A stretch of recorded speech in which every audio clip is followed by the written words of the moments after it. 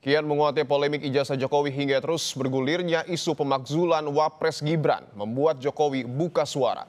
Mantan wali kota Solo ini meyakini kedua isu tersebut adalah upaya untuk merusak reputasi politik. Kelihatannya ada agenda besar politik di balik isu-isu ini, ijazah palsu, isu pemakzulan.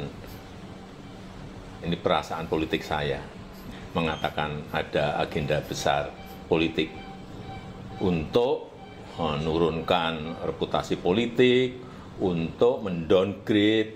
Termasuk isu yang untuk pemakzulan Mas Gibran termasuk itu. Ya. Jadi ijazah palsu, pemakzulan Mas Wapres, saya kira ada agenda besar politik. Sikap Jokowi yang secara terbuka menyebut ada agenda besar politik di balik serangan soal ijazah dan pemakzulan Gibran dinilai tak lepas dari ekses pemilu 2024 yang menyisakan residu politik dari mereka yang ada di seberang kekuasaannya selama 10 tahun. Hal ini membuat Jokowi melakukan pendekatan politik dengan istana untuk memastikan posisi Gibran tetap aman sebagai oleh PKB dan Nasdem, yang satunya diusung oleh PDI Perjuangan. Nah, kalau disebut orang-orang yang kalah itu ya mungkin berkisar sekitar situ. Pertanyaannya adalah kalau kita korelasikan antara dua ini dengan mereka yang sedang katakanlah misalnya satu mempersoalkan ijazah, kedua mendorong pemakzulan Gibran gitu, ada keterkaitan langsung nggak? Kan itu dulu alat ujinya tuh. Oke. Kalau kasus ijazah ini misalnya kan sejak 4 tahun yang lalu tuh, udah dipersoalkan oleh mereka. Apakah itu Roy Suryo, apa siapa, macam-macam dan sebagainya. Artinya justru kala Pak Jokowi masuk pada periode kedua, di mana Pak Jokowi saat itu masih bersama dengan PDI Perjuangan. Tapi gini Bung Rey, kenapa yang harus disasar sosok dari Presiden ke-7 Joko Widodo? Maksudnya kenapa Pak Jokowi yang Betul, disasar? yang jadi sasaran tembaknya kenapa Pak Jokowi? Ya kita nggak tahu orang-orang mau sasar siapa kan. Kan itu pertama ya hak warga negara. Kedua, memang boleh jadi orang merasa bahwa Pak Jokowi itu punya masalah gitu ya. Yang ketiga juga mungkin ada juga orang merasa bahwa kebohongan-kebohongan yang kayak begini di dalam sistem pemerintahan kita dan perilaku politik kita itu harus dihentikan. Dan oleh karena itu harus dibongkar. Banyak sekali motifnya, nggak akan ada satu motif tunggal di dalam hal itu gitu. Nah cuman apapun motifnya misalnya dari sekian banyak itu, jelas kalau kasus ini bergulir, ya potensial akan menurunkan kredibilitas Pak Jokowi. Nah cuman apakah ada kaitannya dengan mereka-mereka yang sakit hati? Itu yang saya uji tadi. Misalnya kalau kita kaitkan dengan ijazah palsu, kasus ini udah 4 tahun yang lalu bergulir.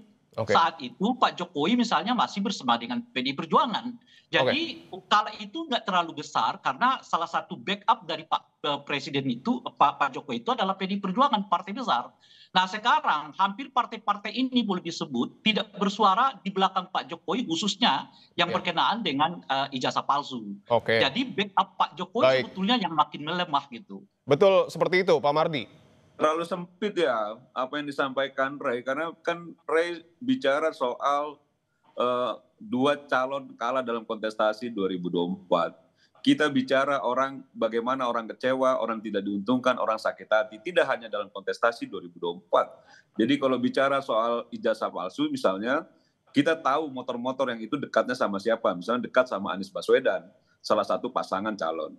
Atau misalnya Roy Suryo yang kita tahu misalnya latar belakangnya bahwa dia juga kecewa dengan Pak Jokowi dan lain sebagainya, yang dulu pernah sempat dekat lalu kecewa. Jadi menurut saya semua saling bertaut ya, antara kepentingan orang yang kecewa, orang yang sakit hati, orang yang merasa dirinya dirugikan dalam tanda kutip, dan juga dengan orang-orang yang kalah. Jadi tidak juga akhirnya fokusnya bahwa ini PDIP dan lain sebagainya, bukan soal itu juga, bahwa ada kepentingan yang bertaut dan saling menunggangi, saling mendukung. Inilah menjadi orkestrasi yang dimaksud bahwa memang ada agenda besar terkait dengan apa yang selama ini didiskreditkan kepada Pak Jokowi dan keluarga, termasuk pemakzulan, bahwa mereka tidak mau bicara soal mereka tim suksesnya Anies Baswedan. Ya tentu kita tahu bahwa isu pemakzulan itu para purnawirawan TNI itu semua mayoritas kunci dari tim suksesnya Anies Baswedan, itu sudah clear, jelas.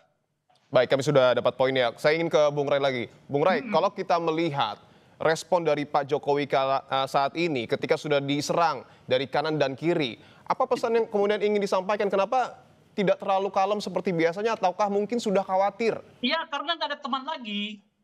Kalau dulu kan Nggak ada teman lagi? teman yang backup beliau. Kenapa? Tidak ada teman Dan lagi berarti sekarang sudah ditinggalkan teman-teman politiknya?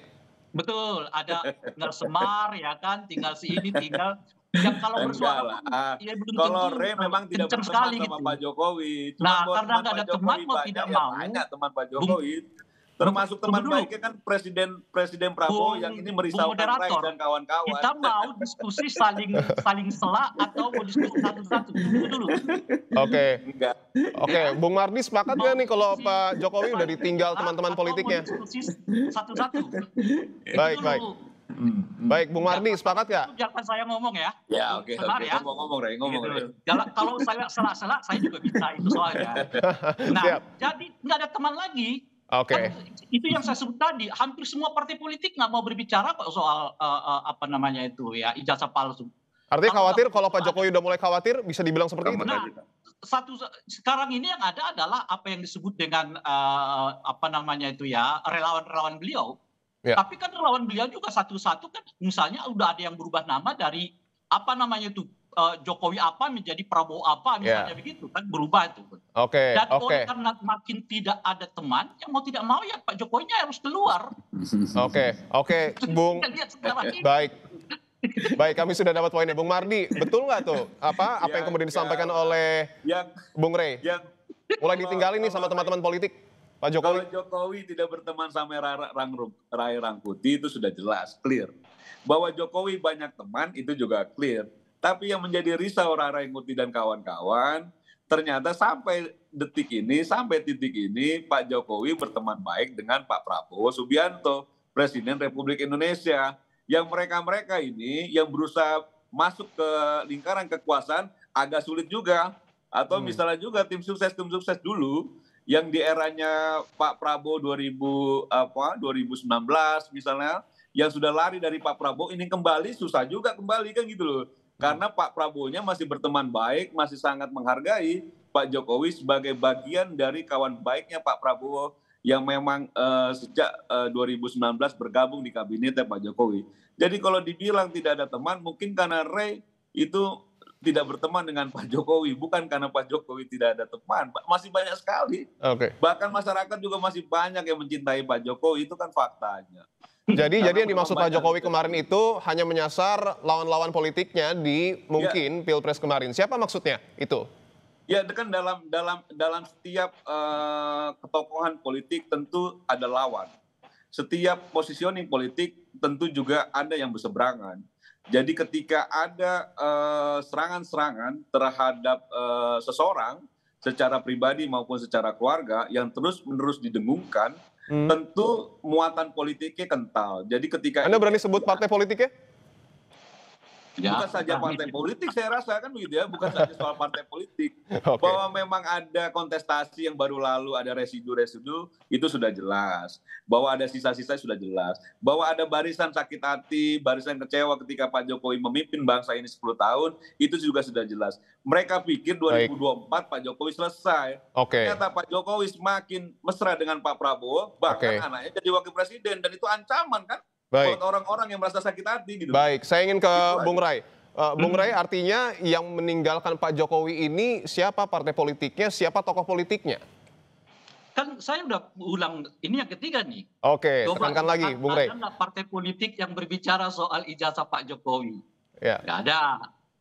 Kan kalau dahulu saya mengatakan backup Pak Jokowi itu masih ada, namanya PDI Perjuangan.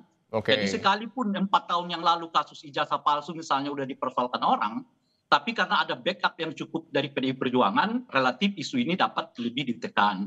Kalau sekarang nggak ada partai. Termasuk partai politik di dalam pemerintahan? Jangankan soal ijazah palsu, soal apa namanya itu pemakzulan ya, Gibran aja, baru Golkar yang menyatakan menolak. Yang lainnya itu sampai sekarang kan belum menyatakan sikap. Di luar itu ada Nasdem. Tapi kan belum kelihatan secara tegas pernyataan penolakan itu gitu. Nah itulah yang saya sebut tadi, semua orang berteman, tapi belum tentu mau bantu gitu loh. Oke, baik. Ini yang menurut saya salah ya. Baik, kami sudah dapat poinnya. Terima kasih Ya. untuk jawabannya Bung Ray Rangkuti, Direktur Eksekutif Lingkar Madani, dan juga Bung Mardiansyah Semar, Ketua Umum Rampai Nusantara. Itu soal bahwa belum ada Baik, respon terima kasih. politik, karena bukan Golkar saja. Baik, sehat-sehat selalu Bapak-Bapak. Sampai berjumpa kembali.